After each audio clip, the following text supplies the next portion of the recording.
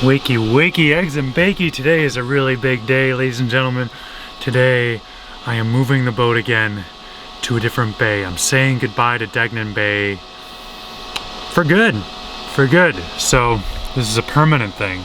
It's very exciting for me. We're going to be picked up in a moment by Simon operating the main ship, and he's going to tow us over to Sylva, because as much as I like a good workout, I don't want to row it all the way over. Probably wouldn't make it. Just turn that racket off for a minute. This is mainly thanks to the folks at the shipyard for hooking me up. Big thing about sailing is you got to get to a shipyard, you got to get to a marina, you got to get the inside scoop. Because a lot of this stuff, you know, these are folks that don't advertise, they don't. Information in shipyards does not seep out in digital manner. It is all word of mouth. And because of all of that, I've got myself a mooring buoy for the winter. So the only thing left to do is to get this boat ready to move, and that just means clearing the decks, getting all the safety stuff ready to go, and then panicking a little bit. Alright, well, it's taken most of the day. I've cleared the wood out of back here, with the exception of a few gigantic pieces that aren't going anywhere. Got this beam back here. These are heavy suckers, but structural, so they need to be. Looking forward to getting that fully installed and building this deck. That should happen soon, hopefully. Now that I've got the cabin pretty much sealed up, I can start focusing on getting myself a little bit more workspace back here, building myself a sailing cockpit. One thing I won't be able to do by myself though is hoist these motors. I got as far as that. Now normally if I was stuck out here by myself, I'd use the same triple block setup that I had used before to hoist the anchor. So some of my wishlist supporters sent out this, which of course didn't come with a slip. That's freaking usual, but this system, got another 4-inch block here. This really helps me hoist up some really heavy things, which when you're building a boat on the hook is very, very useful because I don't have land to leverage off of. I don't have any winches or any infrastructure whatsoever. So it does make this project a little bit harder. And little tools like this, flexible as they are, to make my life a lot easier. So yeah, where was I going with this? Normally I'd set that up and do that and quickly juggle some lines in place and all that. But I'm expecting some help here in a minute, and I'll just wait for Patrick to show up. Alright, there's my ride. Patrick arrived to help me hoist these up. They're just kissing the water. Hopefully that doesn't prove to be a problem, but I mean, they're not going anywhere. I just didn't want as much drag. Say hi, Patrick. Hey, Patrick. Patrick's gonna be handling the camera now, because I got some panicking to do. Nice boat.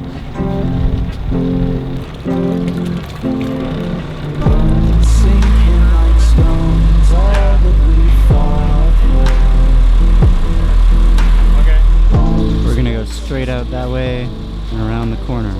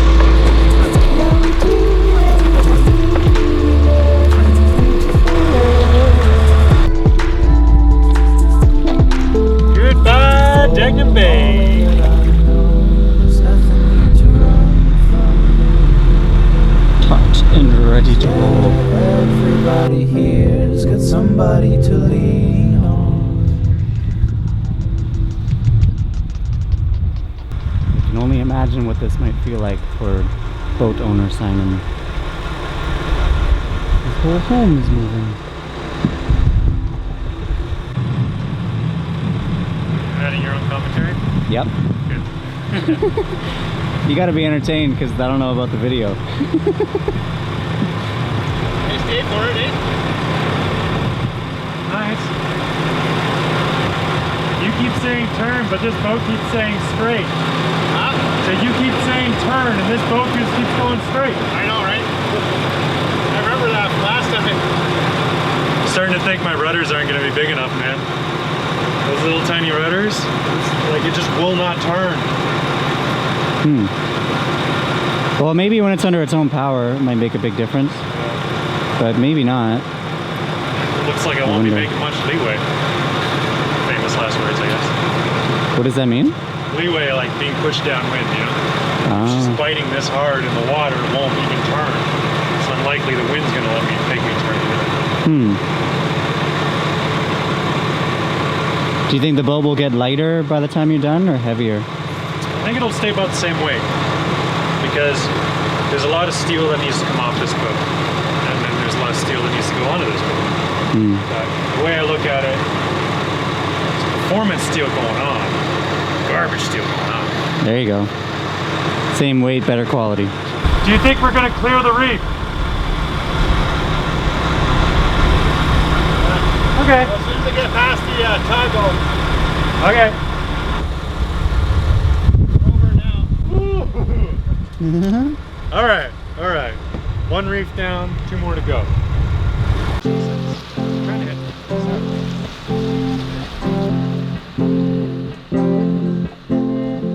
Bones sinking like stones, all that we fought for. Bones, places we've grown, all of us are done for. So what's it like, Simon, leaving this home to your new home? With your home? I was excited all week, and now I'm just anxious. Soon I will be very, very happy though, so I know that that's coming. And yeah. I'm excited to have neighbors, I'm excited to have Wi-Fi, I'm excited to have just a lot of things. You know? A shipyard full of friends. It's good.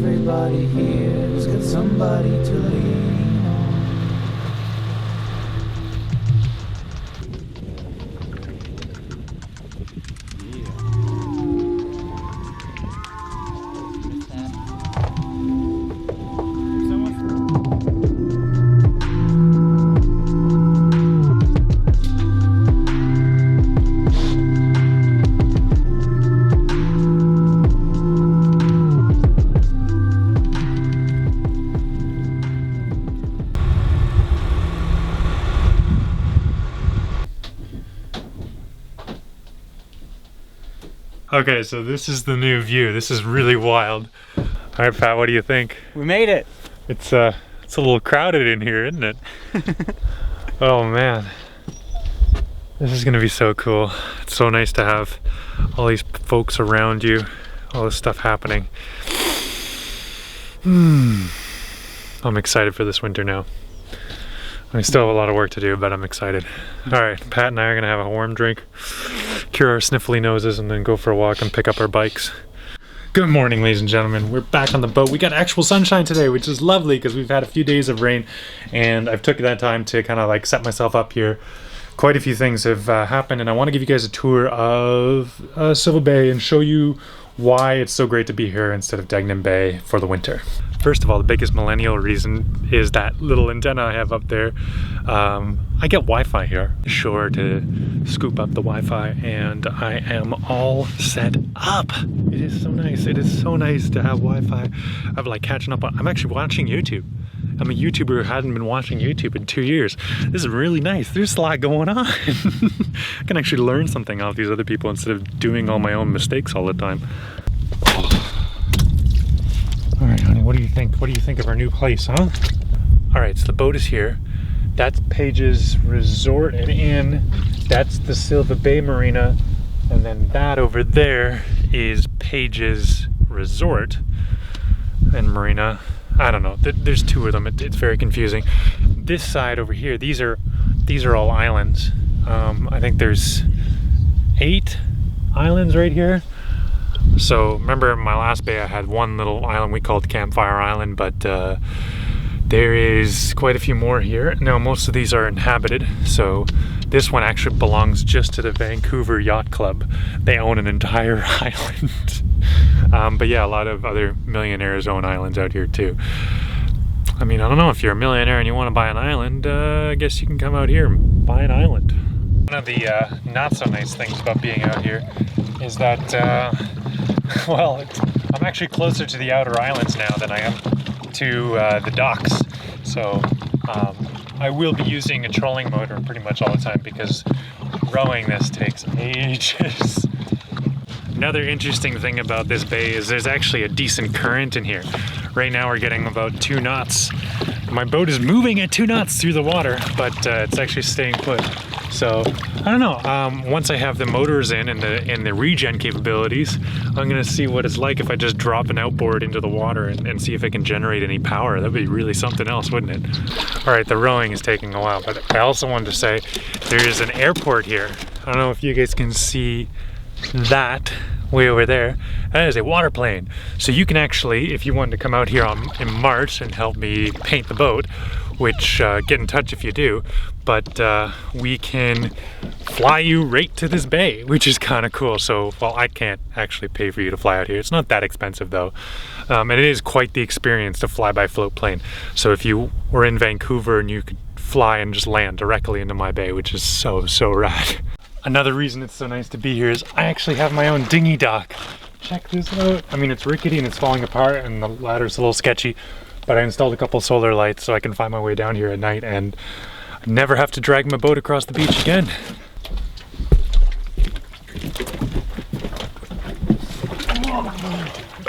Hold on.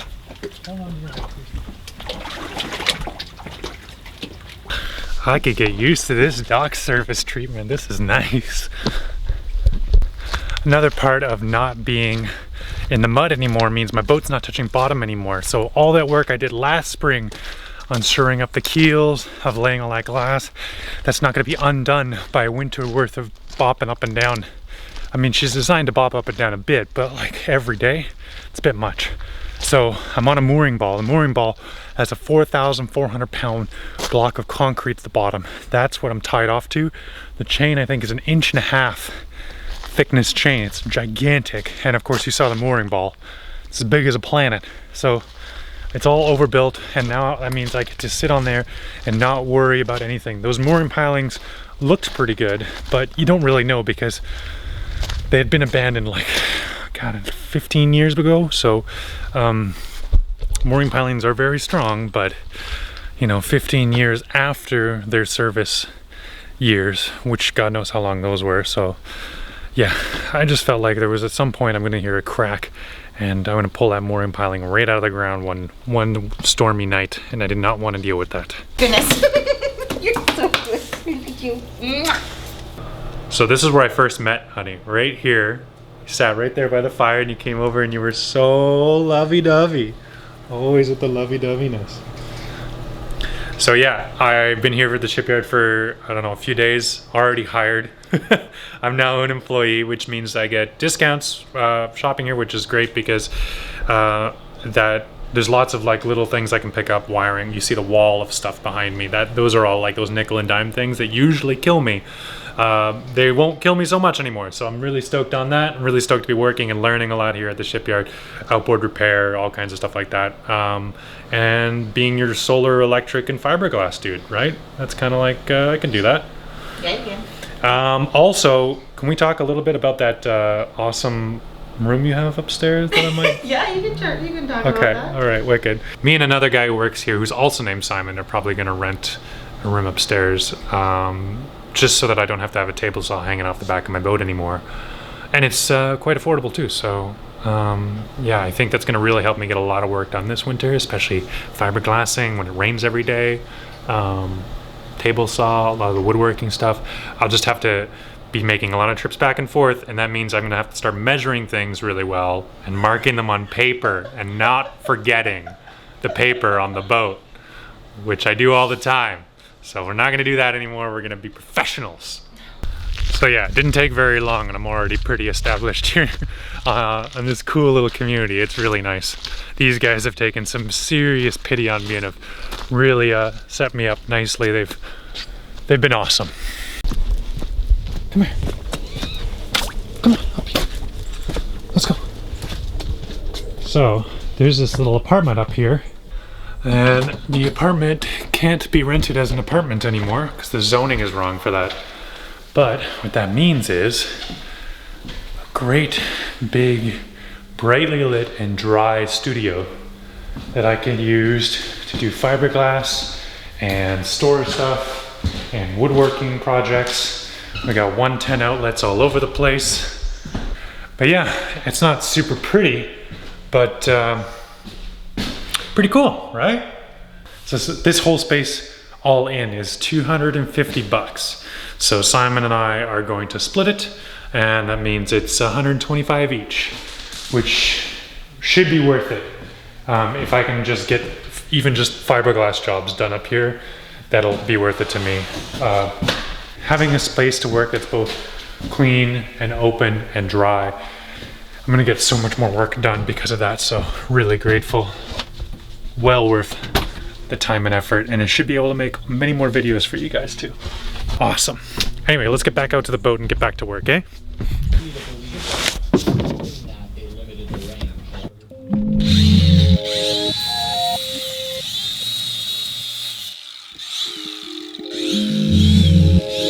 Hey guys, got my package here.